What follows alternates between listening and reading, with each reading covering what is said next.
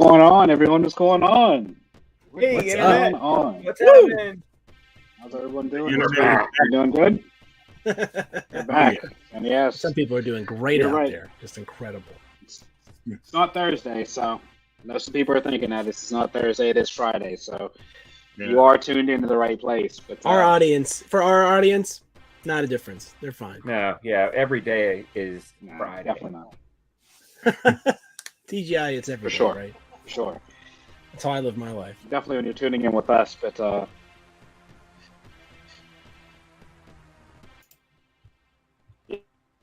yeah, guys, this will be our season Oh, he's Max Headrooming, isn't he? 2 Oh yeah, Part he's Yep. What has he got? Internet and of sex Star or Wars something? Resistance. What's going on now? Come on, brother. But before we dive, Oh, my. okay. Yeah, I'll just get into like the StreamYard doesn't like us. nerdcyclopedia.com. What's People going ask on? StreamYard doesn't about like me? the internet. Max, Did you not hear me say the intro? You did. You glitched Wow. out, man. It was pretty awesome. You're getting Max You- Headroom. Yeah. Yeah, you Matrix. All right, so nerdcyclopedia.com, people. Yeah. On your favorite website, you will get your ads on social media at Twitter, Facebook, Instagram, and also on TikTok. If you're listening to on podcast, we are on iHeartRadio, TuneIn, Spotify, Apple Podcasts, Google Play, YouTube, anywhere that you listen. Excuse me, to your favorite podcast, we are there. If you're watching us on YouTube, thank you. Make sure you hit that subscribe button. Also hit that notification button. So anytime that we're on, you know that we're on. If you're watching us on Facebook, thank you as well. Make sure you join our Facebook group or Star Wars Counter Carbonite Bounty BS, a Star Wars group where you get all your favorite memes, all your favorite discussions on Star Wars, and you just feel free to talk about anything, Star Wars related, hopefully.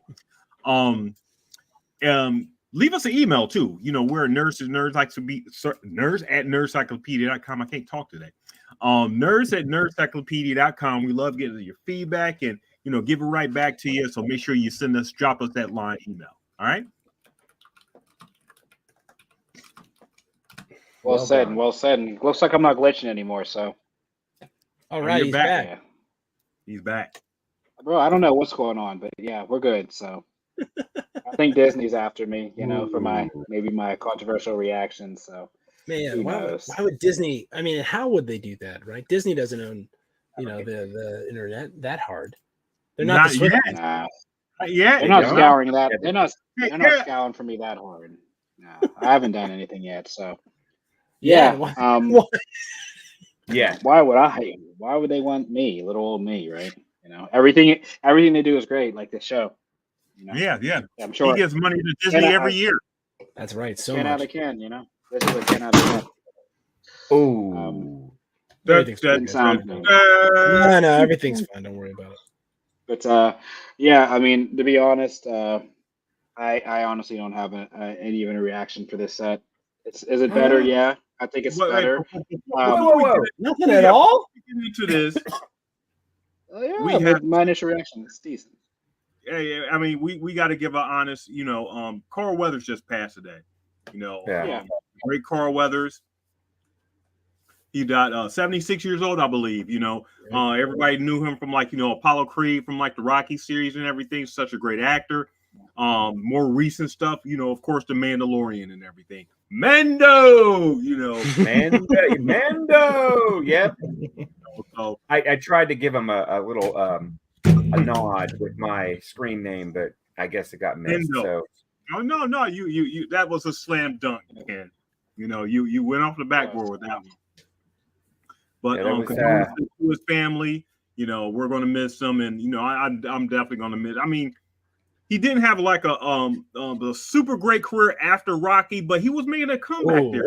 I am just going to dispute that. So Okay. You got Rocky. Rocky's. I mean, I think Rocky 4 is like 85. So that's the end of Rocky. We got Predator, which happens after that. Yeah, right. First of Yeah. all, Action Jackson. That's literally the bicep grab. That's the meme. Is Carl Weathers and Schwarzenegger just grabbing on biceps, oiled beyond belief. I mean, that is beyond belief. And he's a guy, first of all, that played against Stallone and Schwarzenegger, I mean, I think we got to say that he's in these classic movies with these guys who were rivals, and Carl Weathers could stand up with the best of them. We have Happy Gilmore that happened, I believe, in 1994, the year of the great comedies. Played Tubbs McKenzie. I don't even know if that's his last name, but he plays Tubbs. He was in Arrested Development, and he was one of my very favorite parts of Arrested Development. He played Tobias Flunk's acting coach, and he would keep telling him, if you go to the craft services and steal from that, you could take it back to your trailer and you get a stew going. Like that was all the advice he would give him. So Carl Weathers had a long and illustrious career. So I will say I'm going to stick up for Carl Weathers. You know what? My apologies. Yes, you're right. He did. Actually, and yes, he was respected too. He was respected by his peers, and actors and actresses that worked with him are reaching out now and just saying, "Wow, what a great guy!" I mean, he was gracious, and he would just, he's an instant friend. So that's what I've read about him. Not to me, I just know him from his franchises, but a loss. Sure. To the community and I'm sure hopefully Sunday they make mention to him, because he was even in, he was in show business, in musically and just on the screen. So hopefully they do a homage to him, but they definitely will do a tribute and everything, a life well lived and everything, a fruitful life and everything. So, like I said, condolences to his family, and, he definitely will be missed. I think also it's not even just that he was an actor. He was, his creative input was important to Mandalorian. He was a director. He was in part of the behind the scenes. Yeah.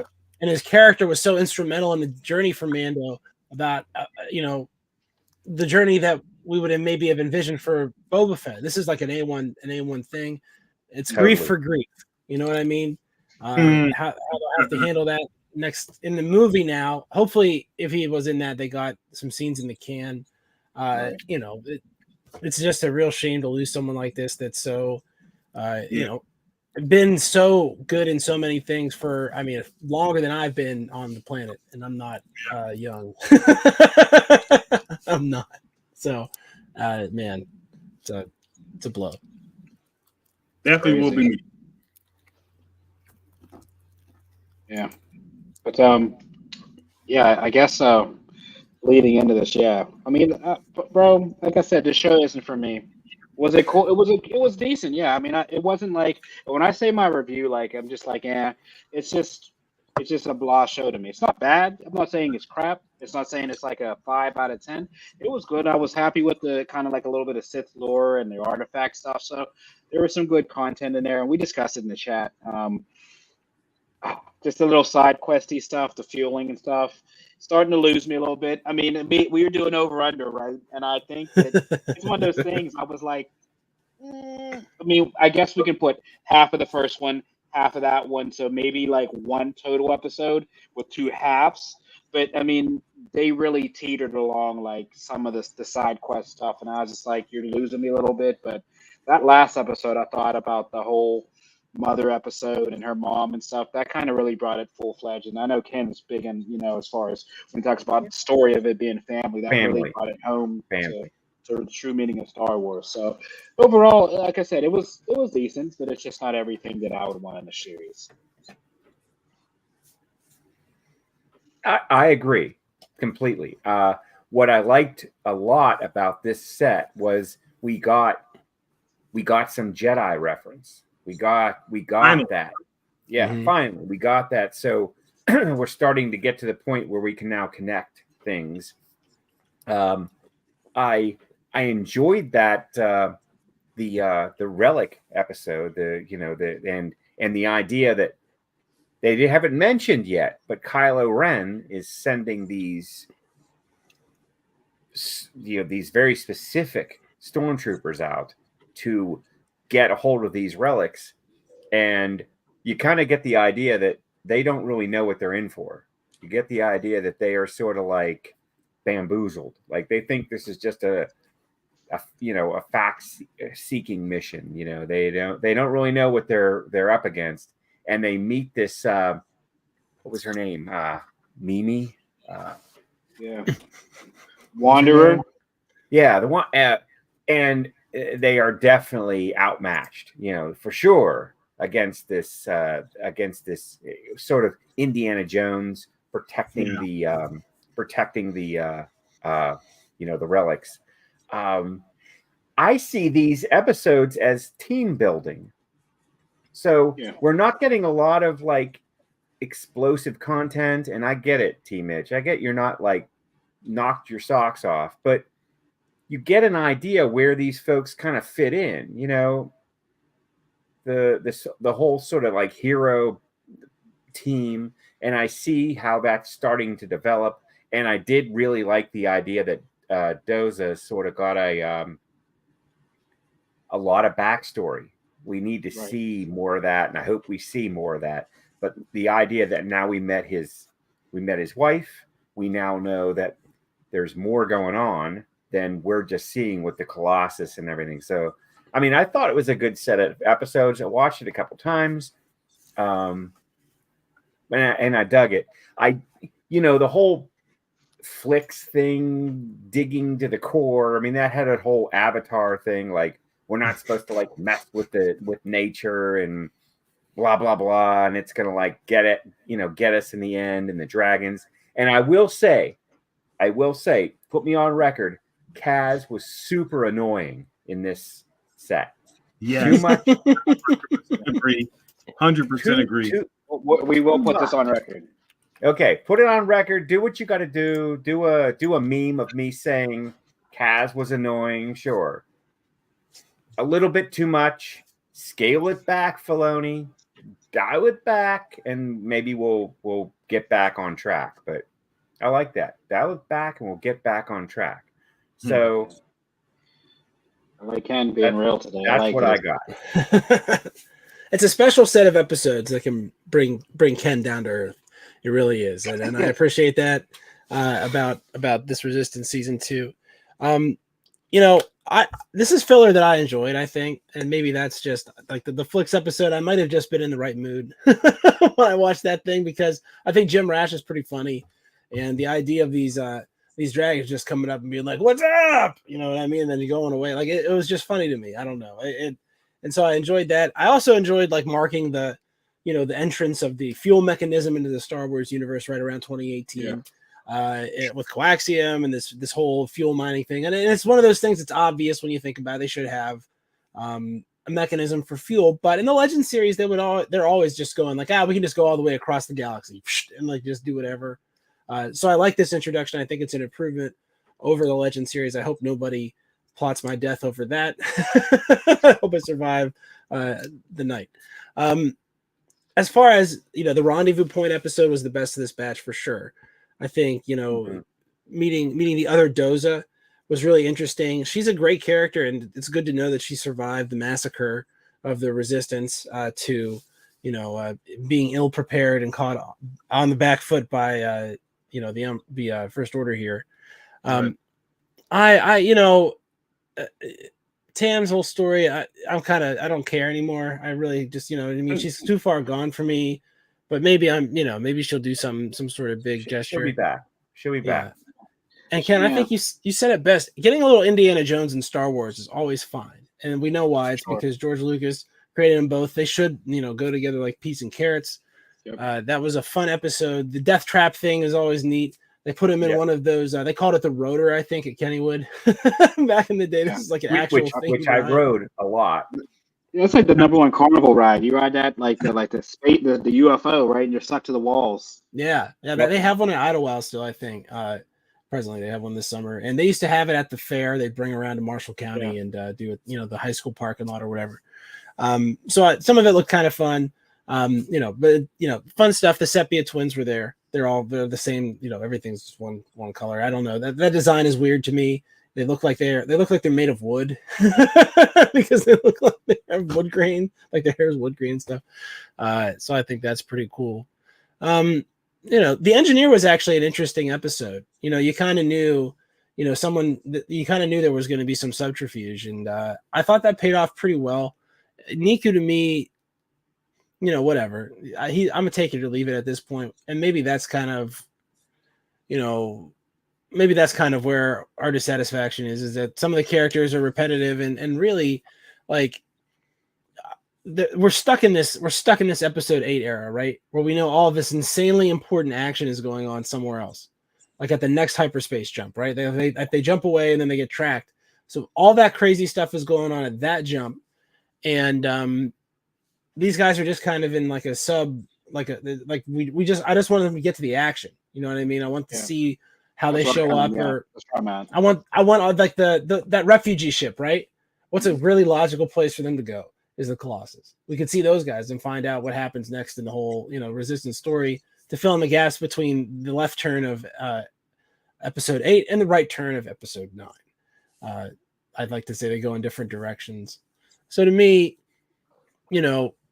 this series has to accomplish something, which is tying episode 8 to episode 9. I think episode 7 to episode 8 always made a lot of sense as far as the continuity and the timing and all that other stuff. But how do we get to where episode 9 is, philosophically, and in the plot?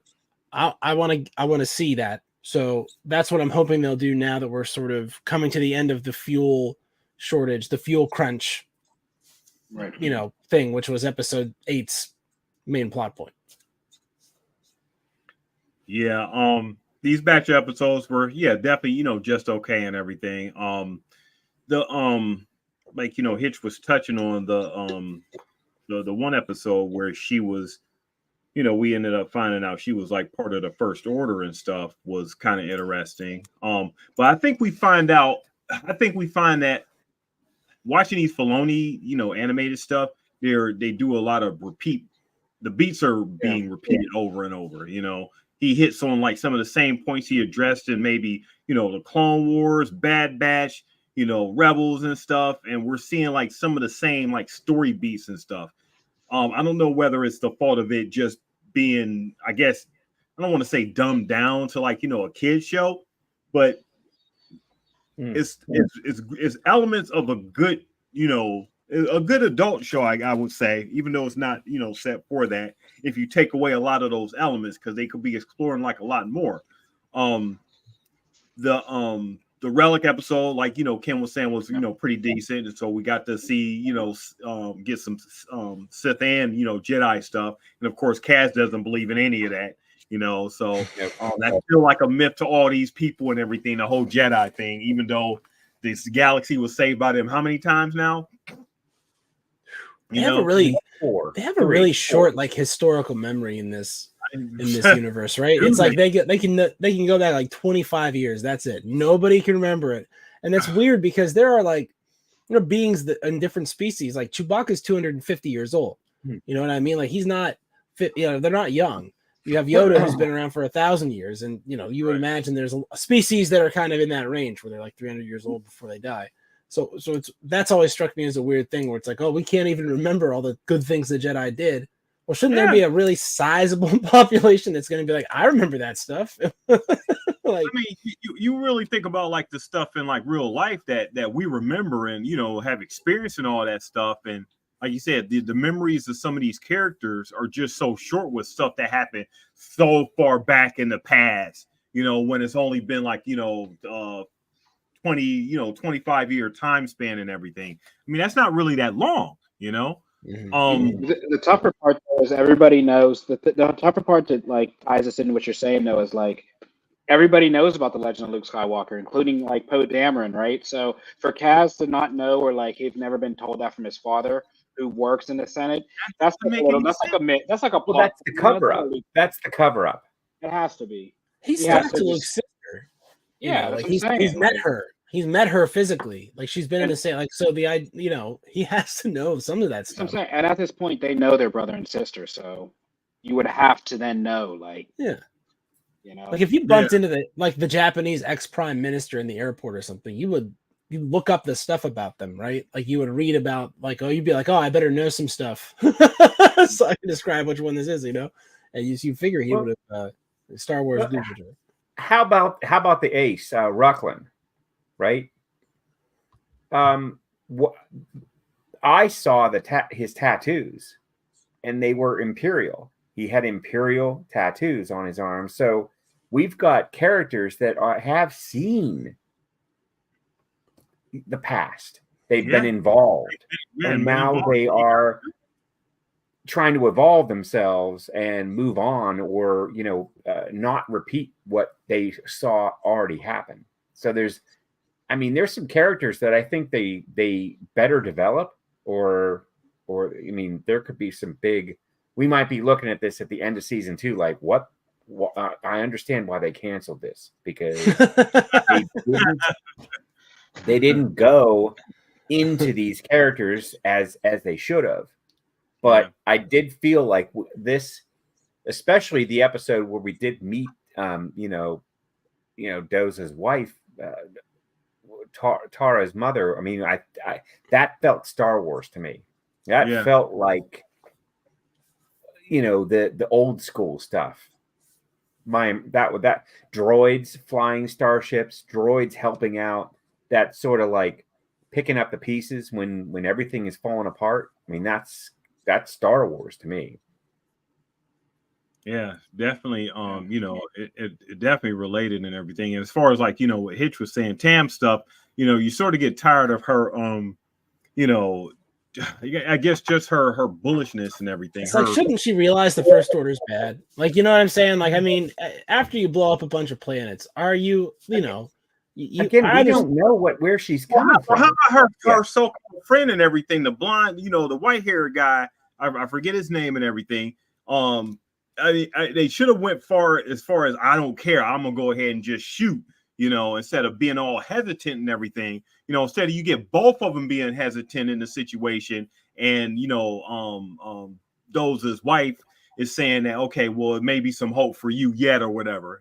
Come on now, it could have been like, he's going too far, he's ready to kill. So you actually have Tam look at him, be like, well, this is my so-called friend, and realize that, okay, well, I can't trust anything in First Order, but yet they want to draw the whole plot with, as far as that out. So I don't necessarily agree with the whole. I just felt like I've seen this before, Yeah, we did. It's basically I was like, if they leave now, wouldn't this be exactly what Poe and Finn did, where they just stole a TIE fighter and like shot up a bunch of guys and left? And wouldn't that have just happened like 5 days ago or something like that to these guys, like not very long ago? So you'd think they'd be aware, like to watch for that stuff. So I don't know. You're right. This is like the question. It's like the Han shot first thing, right? Like how bloody is Star Wars? Like how many bodies should there be? How pragmatic should these characters be? We have Han shooting first again in the Solo movie, right? A contemporary production. So you're right. There's an element of that where, she should have just stunned him right away if she was going to stun him. Like when he started talking, be like, Matt, who cares what he has to say? And just, or something like that. That's what's missing. It's like there are sometimes there are situations in this plot where something should be happening and it just isn't for whatever reason. Yeah, you're not going too far. I mean, you're not going far enough and everything. I don't know whether it's the fact that it's Disney holding back because it's kids, a kids show. That may just be the simplest explanation. But that could be said for a lot of the stuff that goes across like their whole thing with. So you think there should be more death? More death? Well, no, not consequences. No one's even gotten hurt. No one's gotten like almost nobody's had anything bad happen to them. How about the relic stormtroopers? I mean, okay, the red shirts are getting right. Like there's definitely a stormtrooper body count. Always falls, that's just a Star Wars thing. Period. Okay, well, you got to count them in because they're part of the story. I mean, these guys. But they've been brain scraped. No one of consequence that we care about. I mean, nothing is happening. We don't like the antagonists. We don't like knowing that they're getting killed off. Come on. That's true. How many people were in the Death Star? You know what I mean? I think there's some good legend stuff about Luke like having murdered 1 million people or something like that when he blew up the Death Star. And how about the guys working on the second Death Star? They were just like union guys. I mean, they were just doing a gig. They were all going home at night to their families. And here comes these rebels, and they kill everybody. Come on, there's a lot of unnecessary death on both sides of this coin. You gotta accept Here's that. Ken. Here's Ken. Both sides in it. Yeah, I told you. Andor shot first too. And, Shot only. Good lord. I mean, we saved a bunch of Ewoks, but we killed hundreds of thousands of humans that may not have deserved it. I mean, what if like I knew that my dad was like the guy that welded together the inside walls of the Death Star 2, and he just got blown up for he never did something. He never did nothing. He never did So nothing. First of all, Ken, industrial Yes. production of armaments is a valid military target under the terms of the Geneva Convention, and thus All you knew you were doing is building a giant, like a space skyscraper. It was a city. They call that casualty of war, Ken. Yeah, it is. Yeah. Okay. All right. all you're doing is working in a ball Right bearings now? factory in Germany in 1944, right? That's all you're doing. You know, Okay. And all the people that died on Coruscant when it got blown up. it didn't get blown up. Casualty That of was war. a Coruscant. Alderaan. No, I'm saying they do blow up Coruscant. That's Hosnian. No, That's wait. Hosnian Prime. Osnian Prime. Yeah. Hosnian Prime. I knew I'm because fine. they wanted to blow it up, but Disney wouldn't let them. So they had to make up this other thing that they didn't. They tricked us. They just pushed In it The out Force of orbit, Awakens. blew up and burned up in its sun. They didn't Whatever. think. I guess they just didn't think that The Force Awakens was a big enough event to have something happen like blow up Coruscant that would be super interesting. We're gonna watch that movie again after this. I watched the first half of it this week. I And had what some spare happened? time on my hands. It was all right. I think I really like Oscar Isaac a lot. He's just the bright spot of the movie, and I really enjoy him and his interactions with with John Boyega. I think the acting's really good. I actually really like it a lot. It's very well plotted. Han Solo showing up is kind of awesome. Like the way it happens is really awesome. So I haven't gotten to the back half. The weird stuff happens and it turns into a remake of Episode 4. So I like the beginning. The beginning of this story is really good.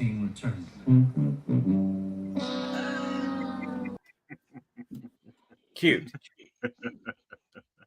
And he had to walk away. He had to leave. Every now and then. Oh man, You kicked me out.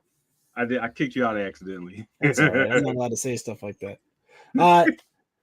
So yeah, I enjoyed it, but this complimentary series is interesting in a lot of ways. We get some interesting characters. I think maybe we're just not where we need to be, and the plot needs to start advancing instead of we're just floating around in hyperspace, like waiting for all the events of Episode 8 to play out. Like we're just waiting for that to happen. So whereas, like, I want to see these refugees from Episode 8. I want to see them. I want to see Rey and Finn and Rose. I want to see all of them show up here and start interacting with these characters because they're done. Now they're done, and we need to set up them getting to where they are at the beginning of Episode 9. I want to see. I think that's been my biggest, I guess, critic towards Filoni projects. It seems like he tries to introduce too many characters, and granted, this is a 2-season run. I'm sure he was aware of it was at least 2 seasons, but we're already 8 episodes in, and we're like getting more new characters. I'm like, bro, we only have 12 to finish. We still really don't have a lot on Kaz, which is the main character. There's just so many subplots. And unless, like you're saying, Disney canceled this after 2 seasons, it feels like to me when he produces stuff lately, he feels like he has another season left, right? It's like, oh yeah, I'm a hold back a little bit because we got season 3, 4, 5 coming. He's pacing himself. Maybe I think he is because I've noticed these episodes, like you're saying, when I kind of get antsy, we're 8 in, and I'm like, we're not really starting. You know what I mean? It's like I'd expect a little more. And then he'll do the 2 episodes like he does in the live stuff that it's absolute action. And then I'll just calm it down. And I'm like, if you just keep that pacing up, kind of like Andor, and maybe because the guys from Andor are known for doing more long story work like that, maybe it makes more sense. But it's just a common theme I see with him. Yeah, I didn't like that Yeager was kind of out of this. He wasn't right. He wasn't in, and if you ask me, he's the hinge pin. He's the character that really kind of ties together our resistance element and sort of the the innocence, like us, just Joe Schmo, along with Doza and this Colossus. Because I really look at this as sort of it kind of occurred to me while I was watching. It kind of has this like Battlestar Galactica vibe, like Yeah. fugitive, and they're all just on this one ship, and they're just like they have to figure it out. They got to figure it out. They've got this evil, or so we're saying they're evil. This First Order is after them, but then they've got their own. Evil. Yeah, well, okay. They're evil. Sure, they're bad. We don't like them. Their ships are all black on the inside, and then whatever. But then you have this resistance, which is sort of like, well, where are they at? Like, what's their play? We don't really know. And you've got the Colossus that's kind of in the middle. Who are the resistance really? Who are they? Yes. You know, I mean, Poe is gone. You know, I'm assuming we're not going to see him.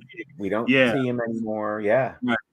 So who exactly are they, and who's representing them? I mean, at this point, like I said, I don't know if we have enough meat in this series to like how we had with Rebels and Clones and stuff with like, you know, these characters and stuff.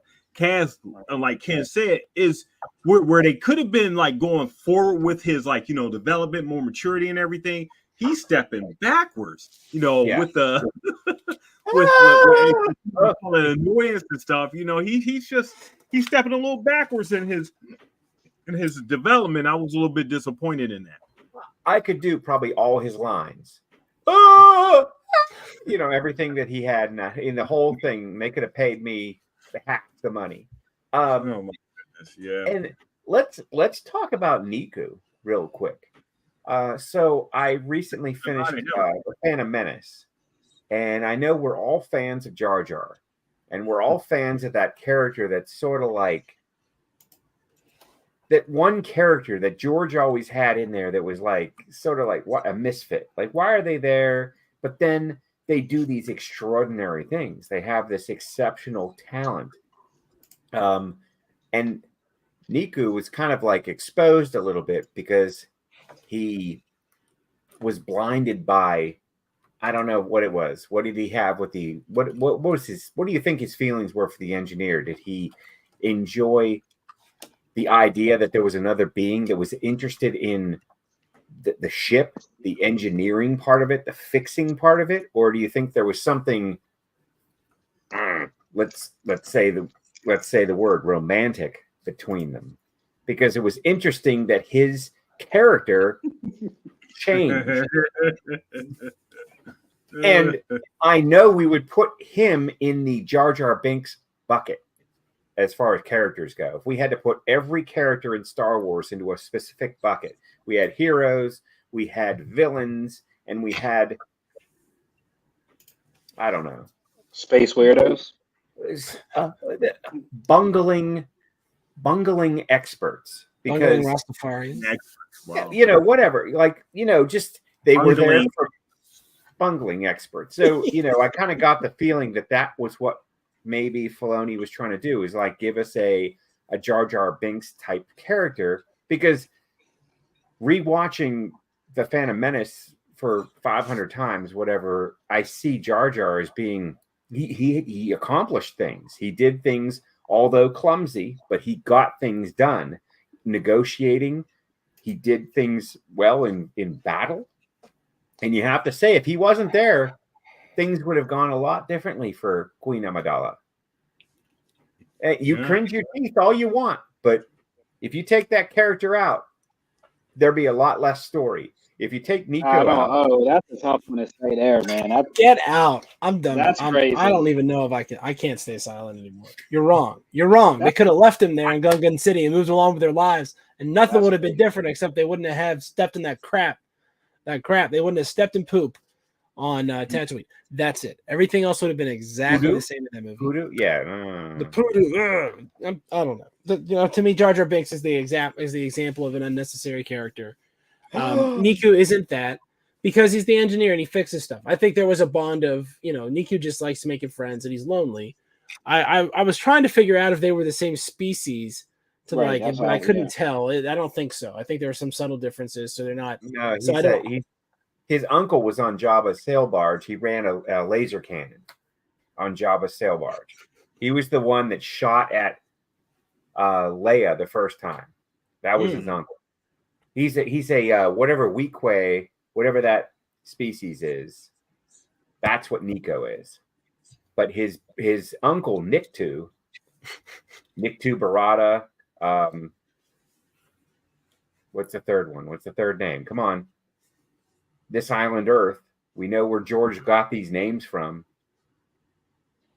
I actually don't. Barada, and the third one was also one of these, these Weequay species. Anyway, that's who his uncle was. So we have a connection there too.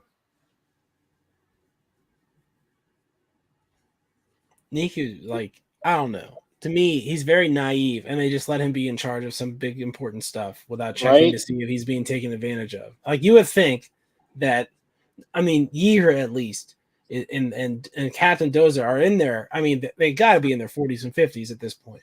The idea that they would just be like, we don't know this person.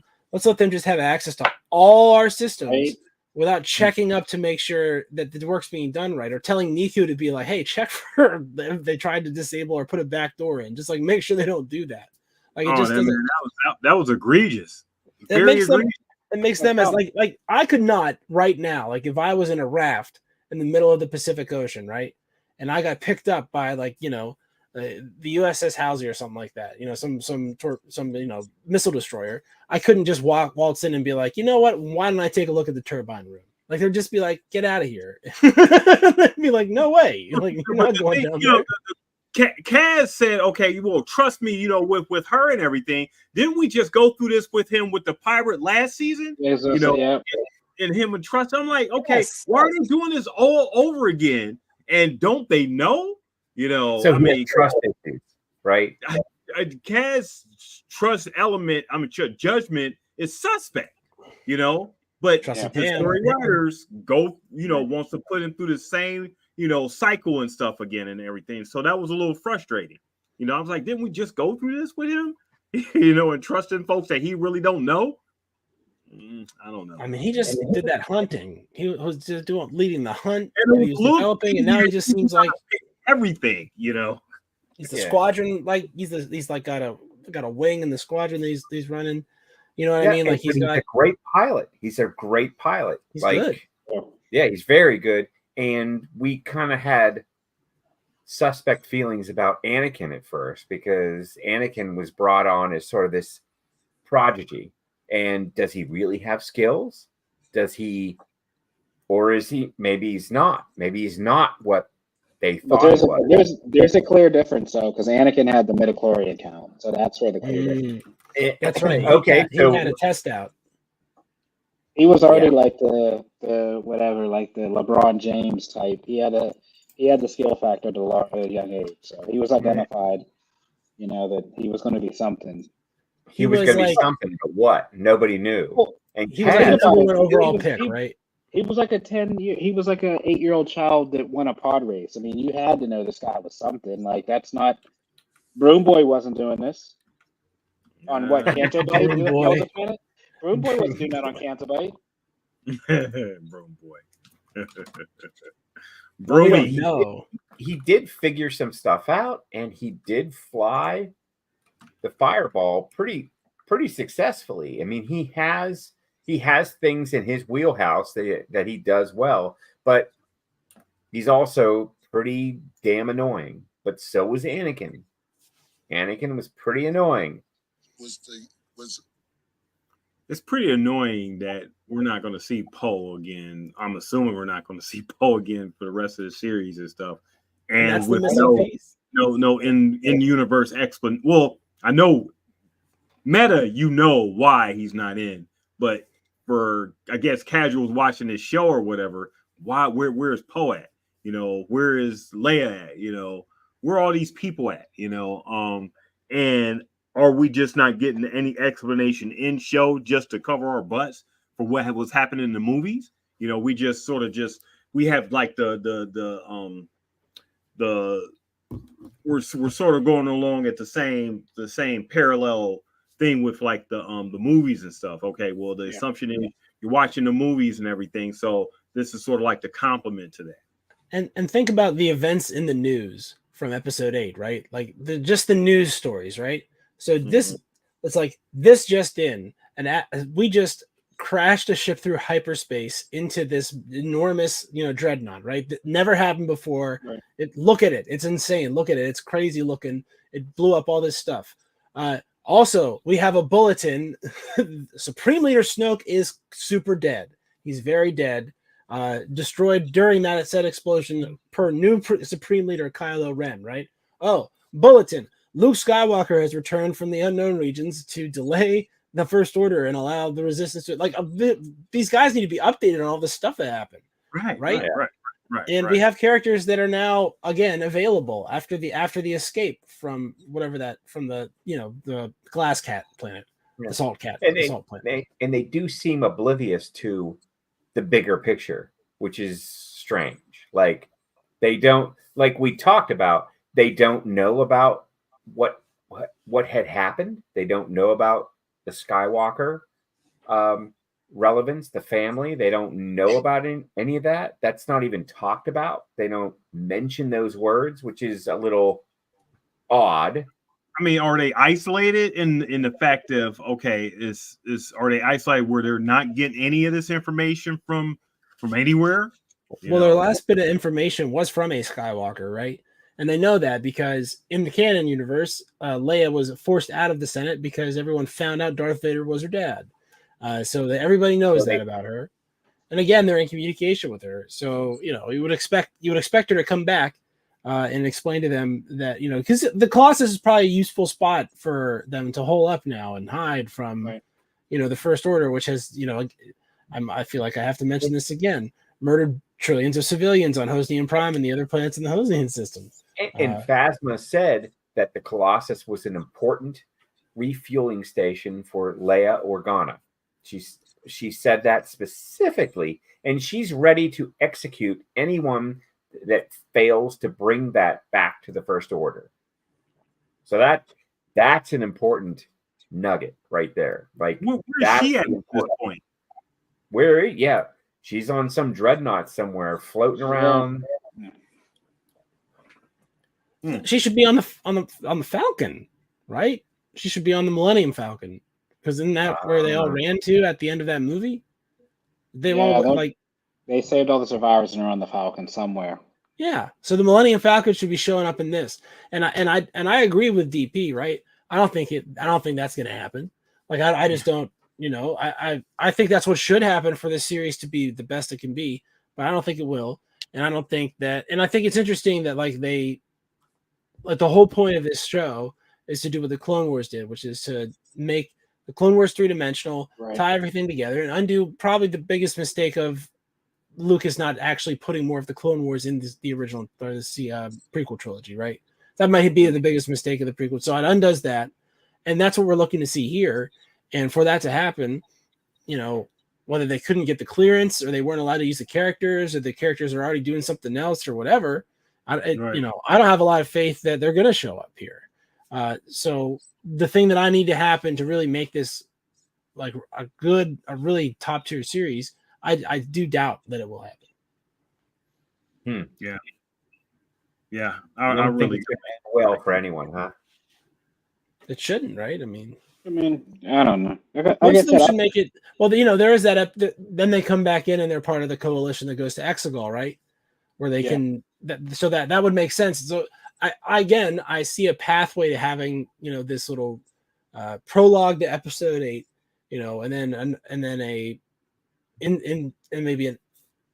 epilogue to episode 8, a prologue to episode 9, and then have them come back. We've been called by, Leia's called us. We have to go to, and then they go, and maybe we see another angle of the, the last battle on Exegol. I don't know. What I really would have liked though, when we're talking about tying this in, on that artifact episode, for us to get a mention of like Kylo Ren or because he was looking for the Wayfinders at this, you know what I mean? So I would have liked to see maybe not him, but maybe his actual platoon, trying to find these Wayfinder devices to find a way. Wouldn't that be what the Knights of Ren are doing while he's the Supreme Leader? You know what I mean? Yeah, wouldn't that be awesome? That would be awesome to see them show up instead of those relic. Because think about it, that was a miss. Yeah, they do these relic troopers, but really the Knights of Ren's job is to like, yeah, find relics and basically obliterate anything that's Jedi that's not like, that would not be a relic or an item of significance to them. If it's like some just random Jedi shit, they're supposed to destroy it. Yeah, I mean, if I was trying to wipe out a religion, I'd pick you guys to help me, not just some randos that I don't even know. That even if they have had their brains scraped for me. The Knights of Ren were still like that's like a massive miss to like. Good geez. Lord. And they could be doing that with this, right? Oh, you got me all heated now. Because you're absolutely right. That could be. That's like the biggest. That's probably the biggest myth. I'll say that. When we go back to rewatch the sequel trilogy, the Knights of Ren are like the biggest myth. I remember seeing how badass they looked in these costumes and stuff, and I'm like, yo, these guys are gonna be badass. And then like they just get walked by Kylo Ren. Like they don't have like they have What the crazy part was, he's fighting with a lightsaber, and I guess they have Beskar at this point because that's the only thing that can block a lightsaber blade. So I'm guessing their weapons are Beskar because that's the only description, right? Then they weren't laser weapons, which I thought they should have. Yeah, that was just a mess. Not that you're right. That just kind of makes me mad. It's almost like those fucking the Red Troopers, the Imperial Troopers, or whatever they were, right? Like, yep, the throne guards. Yeah, so right. cool. The temple, like they get walked that quickly. There's like 20 of them. I get they're Jedi, but like, and the thing is, I thought they were able to like not get thrown around by the Force and stuff. They're like they're Force resistant. So that whole like throne room scene, it was cool and the choreography was great, but once again, they didn't really get their ass beat enough, right? Like, I don't know. I don't know. I agree that lightsaber fight should have been like 3 times as long and more cool because that was the centerpiece of the whole movie. You know what I mean? That moment where they blow apart Luke's lightsaber, and it's the same moment as the hyperspeed. That's the fulcrum around which the whole trilogy turns. Right. That's what changes it into something other than that's what changes Kylo Ren's story away from what Darth Vader's was, right? Because he had the courage to actually kill his master and did it, even if it was just a crippled, stunted clone of Palpatine somehow. Somehow. I don't know. You gotta go easy a little bit because I think that what we're comparing the future Star Wars story, it has to be more evolved than the old one. There has to be some difference. You can't have the same stuff. And were those Imperial Royal Guards we never saw them. The ones that guarded Palpatine, we never saw them in action. They never did anything. The best we saw. Go ahead. In canon, they were force sensitives. Like they were some of them were defected temple guards. So these are like those. They were named the Praetorian Guards. But yeah, they had force abilities. So it was crazy that they like got walk like that. But we never saw them do anything. Like they didn't need to. That's the thing. Like people, you wouldn't because nobody would fuck with them. Like they were force sensitive. If you got them, often does the Secret Service have to mess around? Almost never. Yeah. You know why? Because no one messes with them. Why would you mess with the Secret Service? You know what I mean? So it's just crazy. Very true. The fact that the way they cut him in half, even like the whole despair thing. Like, oh my god, come on. That's what happens when your power level goes over 9,000. I guess, right? They had their saying scout readers on. Something like that would be cool. I don't know. To me, maybe I just had too high of expectations for this because I figured it was designed to do something really so too. Elegant, and it's not. It's not an elegant instrument. And maybe my entire mind will change on the next 4 episodes. Why wouldn't they tie it into episode 9 though? Even like, you know what I mean? Like, why wouldn't we see a mention of Kaz or like, you know what I mean? Like, how this came out like at the same time as episode 9, I think, because the last episode of this was in like early. It was early 20. It was 2019, right? Yeah. So November 20. So the episodes we just watched were broadcast in November, basically of 2019, and I'm pretty sure because I remember being really sick and now realizing that I probably gave a bunch of people COVID. I saw episode 9. It was December of 2019. So this is all being released at the same time. So if it's designed as a prologue, right? Yeah. If it's designed as a prologue, then what we should see is the rest of this season. Now that we're done with these like you said, side quest episodes. The rest of the season should deal with setting up episode 9, and hopefully, if it's successful, at the end of that, I will be invigorated and ready to watch episode 9. 7. I gotta finish episode 7 myself. 7. No man, We'll watch episode 7, episode 8, and episode 9. We can do it. I'm up for it. I'm ready. I'm ready. I'm sure they're on TBS right now. TBS. Literally. TBS loops them, so I'm sure it's either that or it's Avengers, one of the 4 or 5 Avengers movies. Yeah, I don't think I even bothered to get a physical copy of episode 9. I think I have episode. Yeah, 7. I don't. I have steelbooks in 7 and 8. I didn't buy it in 9. Maybe it's on sale. Maybe I'll get the steelbook in 9. But yeah, I have 7 and 8. Or I'll just wait for the trilogy steelbook to come out and buy it and get it together. What a day! What a day! But yeah, guys, I guess, as we digress, we will go into the back half of this season, right? So this will be 9 to 12. So hopefully getting into 9 to 12. I mean, this has to be the meat of the series, right? This has to be the meat of it. Yeah. I mean, well, they're getting to a little bit more of the mother stuff, so that's a little bit more interesting. So hopefully that gives us a little bit more meat and, bump all the side quest stuff. Right. Enough side quests. We're powered up enough, right? We have enough XP. Yeah. We should be OP for when we roll through the dungeon. There should be nothing to be. We should just be fireball, and we'll be all right. Remember, that's what we said with Bad Batch, and look what that gave us. Poor Tech. So let's watch what we say. Hey, we have, like I said, we do have Bad Batch coming up, which will be like the bright spot of the spring. So it's like it's right, like true. Echo and Echo and Ghost looked at each other and they were like, "Oh, we do the same exact thing." I'm like,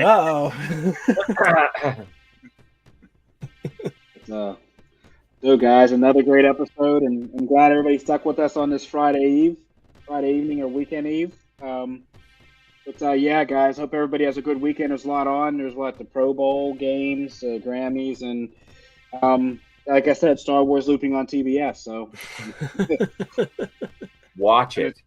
Make sure y'all get your Carl Weathers action jackson. Go back and watch some Rocky stuff. Go back and watch some Mandalorian. Get your Carl Weathers feeling for this. Get your Grief Cargo toys while you can. They're going to go out through the roof. Hasbro is probably having a fire sale. I'm sure you do, Ken. I got it. He's back here somewhere. But yep, guys. Until next week. This is the way. This is the way.